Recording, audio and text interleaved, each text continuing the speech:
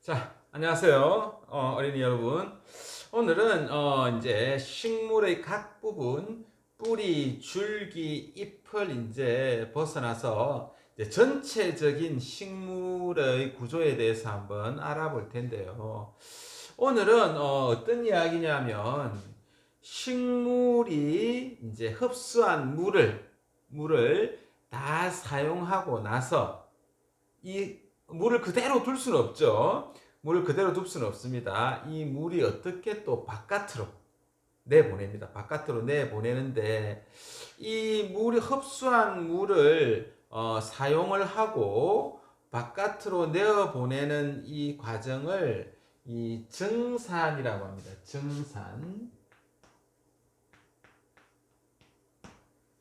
이제 우리 물 액체인 물이 기체가 되는 걸 증발이라고 하죠. 증발. 이거는 이제 흡수한 물이 어떻게 다시 식물 외부로 빠져나가느냐의 원리인데, 일단 한번 봅시다. 이제 뿌리에서 흡수한 물, 이 뿌리에서 흡수한 물은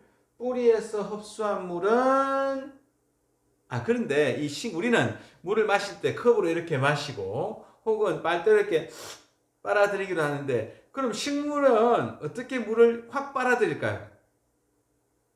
이 식물의 신비한 힘입니다.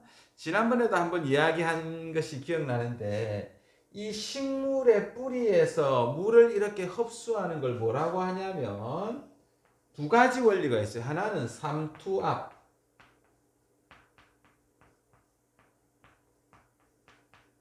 삼투압이라는 건 이 어떤 이 세포막을 두고 안쪽과 바깥쪽의 농도, 용액의 진하기 차이에 의해서 물질이 왔다 갔다 하는 거에 압력을 삼투압입니다. 그러니까 이제 농도가 짙은, 진하기가 짙은 식물의 뿌리에서 농도가 얕은, 진하기가 연한 바깥쪽에 있는 물이 균형을 맞추기 위해서 진한 쪽으로 이렇게 휙 빨려 들어가는 거, 이걸 삼투압이라고, 이 압력에 의해서 물이 들어갑니다. 그 다음에 이 좀 신비한 힘인데요. 뿌리 자체에서 가지고 있는 압력이 있습니다. 이걸 뿌리압이라고 합니다. 뿌리압. 뿌리를 한자로 뭐라고 그러죠? 뿌리근. 근압이라고 부르기도 한답니다. 이 자세한 원리는 또 중학교나 고등학교 가면 좀 더 자세히 알아보기로 하고, 어쨌든 우리가 컵으로 물을 마시거나 빨대로 빨아먹는 원리, 우리는 그렇게 하지만 식물은 식물체 뿌리에서 주변에 있는 물을 이 삼투압이나 뿌리압으로 이렇게 빨아들입니다. 빨아들인 물의 특수한 성질이 있죠. 자, 물기둥이 이렇게 있으면 물의 이 물기둥, 나무에 있는 이 물은 계속 자기 물을 잡아두려고 하는 성질이 있습니다. 그걸 뭐라고 합니까? 물의 응집력. 물은 서로 연결됩니다. 이 예전에 표면 장력이라고 하시죠. 표면 장력.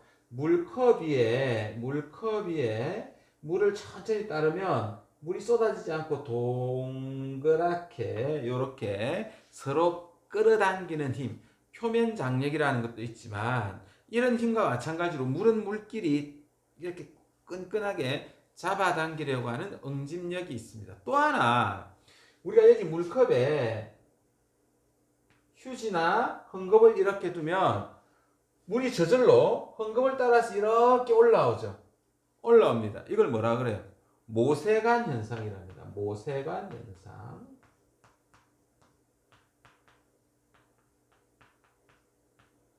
이 물이 가지고 있는 응집력과 이 모세관 현상으로 항상 이 식물체 내부에는 물기둥이 형성되어 있어요. 물기둥이 길게 이렇게 형성되어 있습니다. 비가 안 와요. 가뭄이 집니다. 가뭄이 져서 뿌리에서 물을 흡수하지 못합니다. 그래도 어느 시간 동안 식물체 내부에 있는 이 물기둥 때문에 계속 물을 이용해서 광합성을 할 수 있어요. 그런데 계속 물이 안 들어옵니다. 그러면 이 물기둥이 어떻게 되겠어요? 끊기게 되겠죠. 물기둥이 끊기게 되면 식물이 말라 죽는다고 합니다. 항상 그래서 식물 내부에는 이렇게 물기둥이 만들어져 있어요. 그래서 뿌리에서 흡수한 이 물이 계속 식물의 온 몸으로 물이 계속 공급됩니다. 그러다가 이제 물이 이제 다 썼죠. 다 쓴 거 어떻게 돼? 계속 남아두면 어떻겠습니까? 물이 고여 있으면 썼겠죠. 그래서 내보내야 돼요. 바깥으로 내보내야 됩니다. 어디로 내보내느냐? 그게 바로 이 식물 잎의 뒷면에 흡수한 물이 바깥으로 슉 빠져나가는 특수한 세포 조직이 있습니다. 자, 그 조직이 바로 여기에 보이는 여기 보이죠? 이렇게 생긴 조직이 있습니다. 이 조직을 뭐라고 부르느냐고 하면 이 세포의 이름을 공변세포랍니다. 공변세포.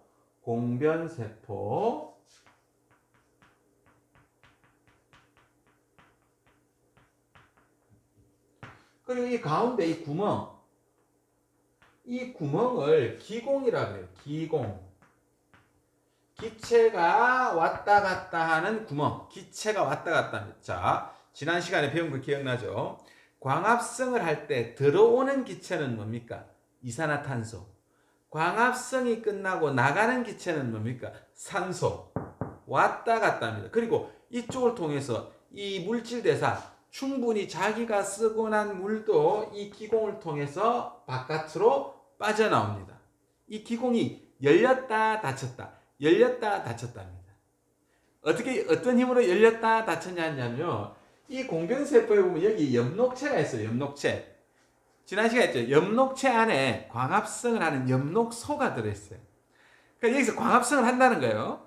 광합성을 하면 양분이 팽팽해지겠죠. 양분이 팽팽해지면 이게 열려요. 또 나중에 밤에 이동하면 닫히고 열리고 닫히고 요런 원리, 요 원리로 이용해서 이 공변세포가 열리고 닫힌다. 그래서 기공이 열렸다가 공변세포가 움직이면 기공이 열렸다 닫혔다 합니다. 그래서 호흡도 하고 이산화탄소를 받아들이고 또 광합성에서 만들어낸 산소를 내뱉고 또 몸에서 쓰고 나온 물도 바깥으로 내보내고 이 작용을 하는 것이 잎의 뒷면. 중요한 건 이 잎의 뒷면에 있어요. 특별합니다. 이유가 있어요. 잎의 뒷면에 이 기공이 있는 이유가 있습니다. 잎의 뒷면에 기공이 왜 있을까요? 생각해 보세요. 왜 하필 잎의 뒷면에 기공이 있을까? 자, 한번 알아볼까요? 왜 뒷면에 있을까? 자, 이 기공이 잎의 뒷면에 있는 이유는 딱 하나 있습니다. 첫 번째, 비가 온다고 생각해 보세요. 비가 와요. 비가 오면 잎의 앞면에 빗방울이 떨어집니까? 잎의 뒷면으로 빗방울이 떨어집니까? 잎의 앞면으로 빗방울이 떨어지겠죠. 그러면 이 기공이 숨이 막힙니다. 우리는 숨이 막혀요.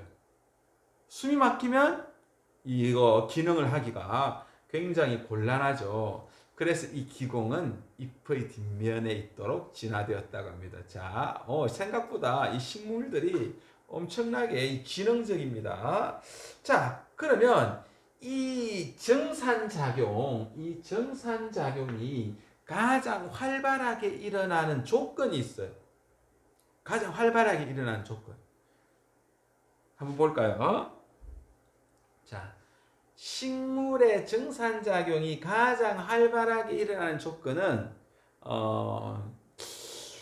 빨래죠, 빨래가 잘 마르는 조건과 같습니다. 자, 빨래가 잘 마르려면 물이 잘 증발하는 거죠.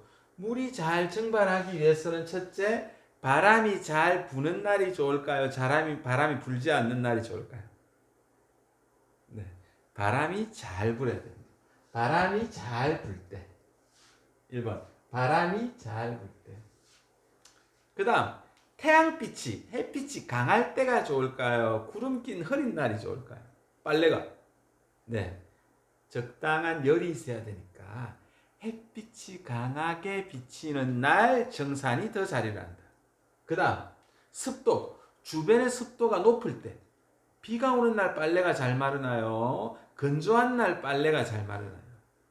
건조한 날 잘 마르죠. 그래서 습도가 낮고 건조할 때 정산작용이 더 많이 일어난다고 합니다. 그리고 추울 때 빨래가 잘 마르나요? 더울 때 빨래가 잘 마르나요? 더울 때.